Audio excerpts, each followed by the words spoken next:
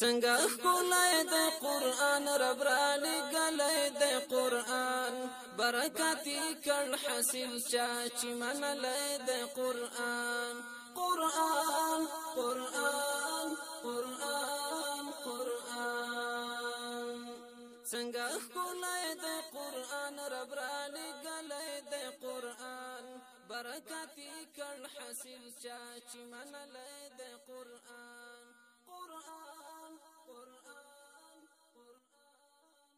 السلام علیکم کاکا. وعلیکم السلام. حضرت څنګه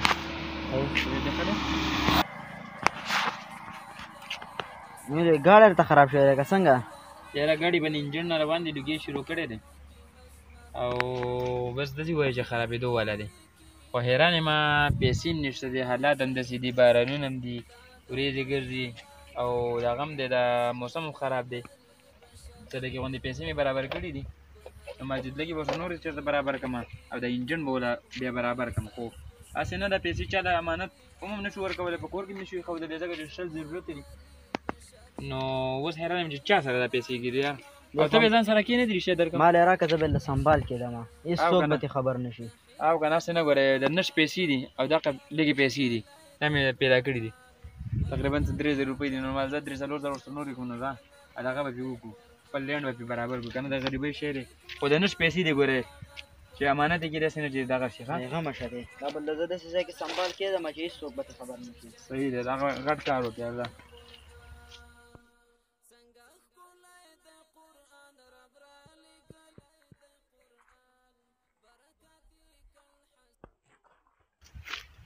همې درله سنبال کړي، سنبال هېڅوک به پیدا نه کړي. چېرته دې کېښی؟ ستاسو په کمره کې مې کېښود. زمونږ په کمره کې دې کېښودې، ته څوک دې پیدا نه کړي. عجیبه خبره ده. هغه د ماشومانو کور دی یار، هغه زمونږ واړه دي ماشاءالله، هغه هر ځای ته ځان وررسوي. کم ځای دی چې هغه نه به پاتې شي، ته له پیسې مې کېښودې، هغه به څوک خبر دې نه شي. عجیبه خبره کې مړه زه ته لاړ شه او ته پیدا کړه. دا صحیح دی، دی ګورم که نه چې تا کوم ځای کې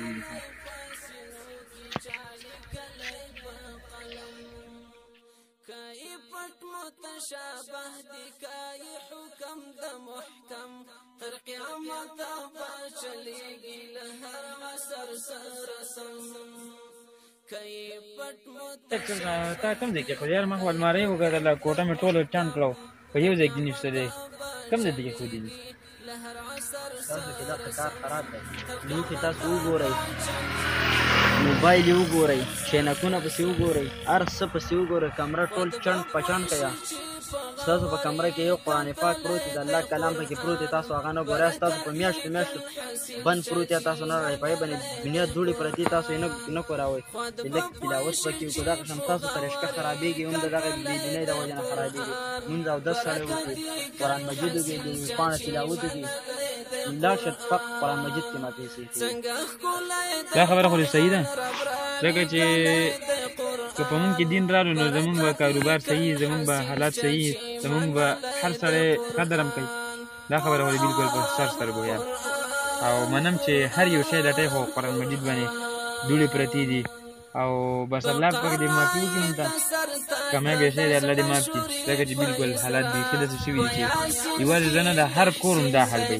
ویم چې 100% یعنې په 100 کې به تقریبا 15 کوره داسې چې هغه به د قرآن مجید خیال ساتي، د هغې سره به مینه کوي. یعنې باقي نن سبا خو موبایل دی، انټرنیټ دی، او دور دی چې که زنانه دي او که نارینه دي ټول هم په موبایل کې مشغول دي، او لیپټاپ یې دی، موبایل یې دی، انټرنیټ یې دی، بس په دغه کې لګیا دي. خو دا الله دې رحم وکړي، دا دې ښه کار وکړي چې په دغه ځای کې پرېښودي. او زه بیا راولم انشاءالله د نن نه پس به کوښښ کوو چې قرآن مجید سره مینه شروع کړو او مونځ اودس شروع کړو انشاءالله.